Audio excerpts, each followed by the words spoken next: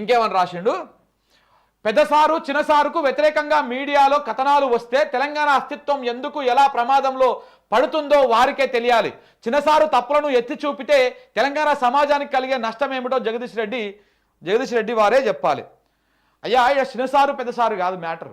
మీరు ఏం చేస్తున్నారంటే 6 గ్యారంటీల గురించి మాట్లాడుతున్నారని, రైతుల గోస గురించి మాట్లాడుతున్నారని అన్వాంటెడ్గా లేనటువంటి విషయాన్ని ఉన్నట్టుగా తీసుకొచ్చి భూతద్దంలో పెట్టి చూపిస్తూ ఉన్నారు. వాళ్ళు అడిగిన దాంట్లో తప్పే ఉంది.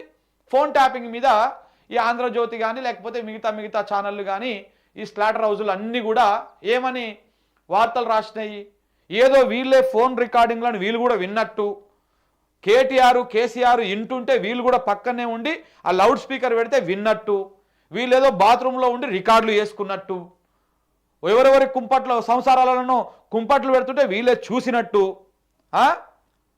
ఇవన్నీ చూసినట్టు మీరు రాసి మీరు బదనాం చేసి ఇక్కడ ఏమైతా ఉంది, స్టేట్ ఇంట్రెస్ట్లో మాట్లాడుతున్నటువంటి పార్టీ నాయకుల మీద బదనాం చేస్తారు, రాష్ట్రంలో ప్రజా సమస్యలను చూపించరు.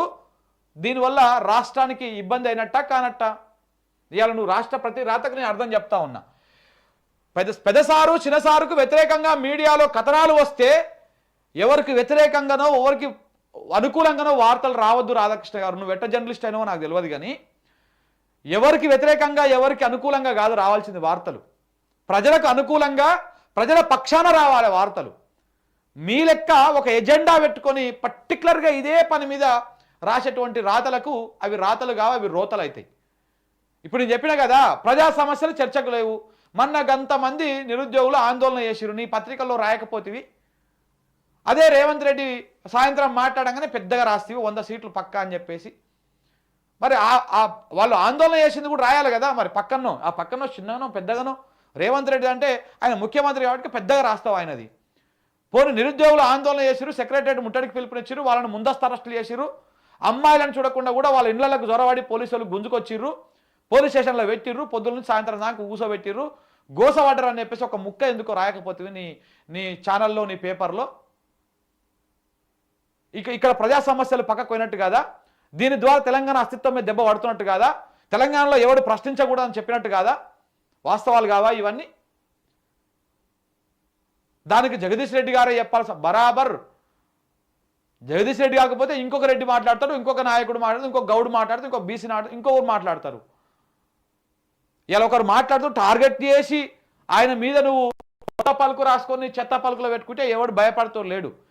ఇది ఇంకా ఆజ్యం పోస్తుంది తెలంగాణ ఉద్యమకారులకు, తెలంగాణ బిడ్డలకి ఇంకా ఆజ్యం పోసి ఎప్పుడు నీది బరకాలు రా నాయన అని చూస్తారు. ఇంకా నీకు అర్థమైతే లేదు సినిమా. నువ్వు ఇప్పుడు కొరిమితోని గోక్కుంటున్నావు. ఒకప్పటి లెక్క లేదు ఇప్పుడు పరిస్థితి, ఇప్పుడు లేదు. 1969లో ఒక ఫిరేజస్ మూమెంట్ వచ్చింది. అలాంటి మూమెంట్ మళ్ళీ రాబోతా ఉన్నది, వస్తుంది కూడా. మన మహానిస్మే చూడలే, వంశీ బయటకు వచ్చి ఎట్ట మొత్తుకున్నాడు. ఎంత మొత్తుకున్నా కానీ ఏం జరగాలి, నాకు జరిగింది కదా. రేపు నీ పరిస్థితి కూడా అంతే. కొత్త బిల్డింగ్లు కట్టుకుంటున్నట్టు నువ్వు అలాగ ఒక ముందుగా నీకు ముహూర్తం పెడతారు, ఇట్లా నువ్వు ఇట్లనే రాసుకుంటూ పోయినావంటే ఇంకేంది చూడు. చిన్నసారు తప్పులను ఎత్తి చూపితే తప్పులను ఎత్తి చూపండి, కానీ ఆ ఎత్తి చూపేటువంటి వాటికి ఆధారాలు ఏంటివో చూపించండి. ఈ ఫోన్ ట్యాపింగ్ విచారణ చేస్తున్నటువంటి సిట్ కానీ అధికారులు కానీ ఎవరైనా మీకు ఇగో గిట్లా జరిగిందని ఏమైనా ఎవిడెన్స్ రూపంలో ఇచ్చారా?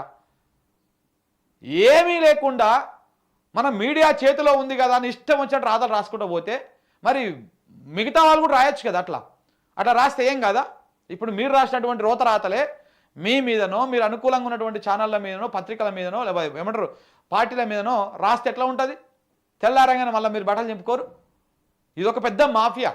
మీడియాలో ఒక సామాజిక వర్గం మాఫియా ఉన్నది. ఈ మాఫియా చాలా డేంజర్ తెలంగాణ ప్రాంతానికి, తెలంగాణ ప్రయోజనాలకు. గుర్తుపెట్టుకోండి, వీళ్ళ స్వార్థ ప్రయోజనాలే ఉంటాయి. ఇంకొకటి, తెలంగాణ ఉద్యమానికి ఊపిర్లు ఊదిన ఆంధ్రజ్యోతి ఊపిర్లు ఊదినవా? ఏడికెళ్ళి ఊదినవు? మీ ఊపిరి ఎట్లా ఊదేదో మాకు తెలుసు. నీకు నువ్వు భజన చేసుకోవడం కాదు. వెయ్యకపోతే ఆ వార్త వేయకపోతే మీ బతుకు బస్టాండ్ అవుతుంది. ఆ వార్త వేయకపోతే మీకు ఇంకేదో అవుతుంది అన్నటువంటి భయంతో మీరు వేసిరు తప్ప ఊపిర్లు మీరు ఊదలే. ఒక పత్రిక ఊపిరి ఊస్తే తెలంగాణ ప్రాంతంలో ఉద్యమం ఉపెత్తున ఎగిసిపడలే. ఏ పత్రికలు? మా ప్రసార మాధ్యమాలు ఏంటో తెలుసా? తెలంగాణ ఉద్యమంలో తెలంగాణ కవులు ప్రసార మాధ్యమాలు, తెలంగాణ ఆట, తెలంగాణ పాట, తెలంగాణ మాట, ఒక పాట వాడి ఆ పాటలు క్యాసెట్లలో నింపుకొని రేడియోలలో ఏమంటారు టేప్ రికార్డులలో అయినటువంటి ప్రసార మాధ్యమాలు గవి. ఏ ఛానల్ చూపించిందండి? ఏడ చూపించింది? ఇవన్నీ ఇవాళ నువ్వు చెప్పంగా సరిపోతుందా? తెలంగాణ ఉద్యమానికి ఊపిరిలూదిన ఆంధ్రజ్యోతి సంస్థకు ఆ ఉద్యమ ప్రస్థానంలో ప్రత్యేక స్థానం ఉన్నది. అది నువ్వు అనుకుంటే సరిపోదు. తెలంగాణ ప్రజలు ఒక్కరి దగ్గరకు పోయి అనిపి, ఇప్పుడు నీ దాంట్లో పనిచేస్తోలో లేకపోతే నీ మోచేతిని లావుతో కాదు, తెలంగాణ ఉద్యమంలో ఆంధ్రజ్యోతి పాత్ర మంచి అద్భుతంగా ఉన్నదా? ఆంధ్రజ్యోతి రాధాకృష్ణకు తెలంగాణ మీద ఉన్నటువంటి ఒపీనియన్ ఏంటంటే మొత్తం మైక్ పట్టుకొని తిరుగు, నీ మైక్ పట్టుకొని సాధారణ ప్రజల దగ్గరికి వెంటనే చెప్తారు, పచ్చి వ్యతిరేక చంద్రబాబు మనిషి, పచ్చ టీవీ పచ్చ పేపర్ అది అని చెప్తారు. వాళ్ళు క్లియర్గా చెప్తారు, దాంట్లో ఏం అనుమానం లేదు. ఇక తెలంగాణ ఏర్పాటు అంశాన్ని పరిశీలించడానికి ఏర్పాటైన శ్రీకృష్ణ కమిటీ తన నివేదికలో ఆంధ్రజ్యోతిని కట్టడి చేస్తే తెలంగాణ ఉద్యమం చెప్పబడిపోతుందని వ్యాఖ్యానించడం నిజం కాదా?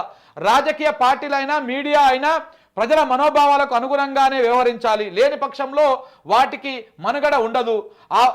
ఈ వాస్తవాన్ని విస్మరించి జగదీష్ రెడ్డి లాంటి వారు మరోమారు ఆంధ్ర పదాన్ని అందుకోవడంలో వెనుక ఆంతర్యం ఏంటి? అయితే నీకు తెలంగాణ ప్రేమికుడివే కదా, ఆంధ్రజ్యోతి తీసేసి తెలంగాణ జ్యోతి అని పెట్టిగా.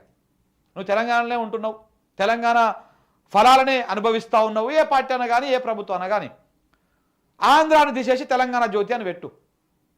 నువ్వు రేపే పెట్టాలి. నువ్వు నిజంగా తెలంగాణోడివి అయితే గింత చెప్పుకుంటావు కదా, మాకు ఇది ఉన్నది, మేము దీంట్లో ఉన్నాము అని చెప్పేసి, ఉద్యమంలో ఉన్నాము, మా పాత్ర ఉన్నది, పొడుగు ఉన్నది మా పాత్ర అని చెప్తున్నావు కదా. వెంటనే ఆంధ్రజ్యోతి తీసేసి తెలంగాణ జ్యోతి అని పెట్టు. ఆంధ్రజ్యోతి ఆంధ్రప్రదేశ్లో నడుపు, తెలంగాణ జ్యోతిని తెలంగాణలో నడుపు.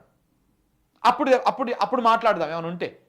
అప్పుడు నువ్వు రోతరాతలు రాస్తే నువ్వు పేరు పెట్టినా కానీ ఉపయోగం అనేది, మళ్ళీ కడిగి పడేస్తూనే ఉంటారు. సో ఇది ఇంకొకటి ఏంది, మెరుగైన అవకాశాల కోసం ఆంధ్ర వారితో పాటు తెలంగాణ వారు కూడా విదేశాలకు వెళ్ళి స్థిరపడ్డారు. ఆయా దేశాల స్థానికులు కూడా ఇలా సంకుచితంగా ఆలోచించడం మొదలు పెడితే అక్కడ మన వాళ్ళ పరిస్థితి ఏమిటి? ఎక్కడైనా గుర్తుపెట్టుకోండి, బతకనిక పోయిరు కదా తెలంగాణలో అయినా ఆంధ్రలో అయినా అమెరికాకి. ఆడికి పోయి ఆంధ్రుల మీద పెత్తనం చేస్తే ఎట్లుంటుంది చెప్పాలి రాధాకృష్ణ గారు. ఆంధ్రుల మీద పెత్తనం చేస్తే, మరి అమెరికా వాళ్ళ మీద పెత్తనం చేస్తే ఎట్లుంటుంది? తన్ని తరిమేసి వీసా చేతులు పెట్టి దొబ్బేంటారా మీరు మీ దేశానికి అని చెప్పేసి ఎలా కొడతారు. తెలంగాణుడైనా ఆంధ్రుడైనా ఎలా కొడతారా, ఎలా కొట్టరా? సేమ్ అట్లనే మీరు బతకడానికి వచ్చిర్రు, బతుకుర్రి, అందరం కలిసి బతుకుదాం, నిమ్మలంగా బతుకుదాం. నీ పని నువ్వు చేసుకో, నా పని నేను చేసుకుంటా. కానీ తెలంగాణ ప్రయోజనాల విషయంలో, తెలంగాణ రాజకీయాల విషయంలో మీరు ఇన్ఫ్లుయెన్స్ చేసి ఎవడి ప్రయోజనాల కోసమో తెలంగాణ ప్రయోజనాలను పనంగా పెడితే మిమ్మల్ని కూడా సేమ్ వీసా ఇచ్చి మిమ్మల్ని కూడా కరకట్టకు సాగనంపాల్సి వస్తుంది. అది తెలంగాణ హక్కు. అది ఈ ప్రాంతానికి వ్యతిరేకంగా పనిచేసుకుంటా, ఈ గడ్డ మీద వండుకుంటా ఇట్లా చేస్తా అంటే మీ జన్మస్థలాలకు మిమ్మల్ని పంపించాల్సి వస్తుంది అన్నమాట. దాంట్లో ఏం అనుమానం ఉంది? ఇవాళ నువ్వు చెప్తున్నటువంటి ఎగ్జాంపుల్ నేను చెప్తా ఉన్నా. ఈ తెలంగాణతో పాటు ఆంధ్ర నుంచి కూడా విదేశాలకు పోతారు, అక్కడ బతుకు తెరువు కోసం పోతారు, అక్కడ ఉద్యోగాలు చేస్తారు, మంచి సంపాదించుకుంటారు, అంతా మంచిగానే ఉంటుంది అక్కడ వరకు.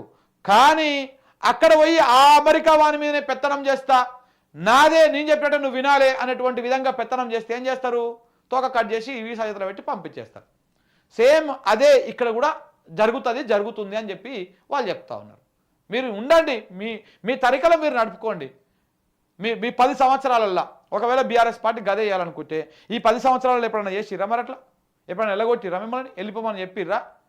ఎప్పుడైనా ఈ రేంజ్లో పోయి దాడి ప్రయత్నాలు జరిగినాయా 10 ఏళ్ళల్లో? జరిగి ఉంటే మరి అప్పుడు ఎట్లా ఉంటుండే మీ పరిస్థితి? అప్పుడు జరగలేదు. కాబట్టి ఇట్లా ఉన్నదన్నమాట. ఇప్పుడు రెచ్చిపోతూ ఉన్నారు.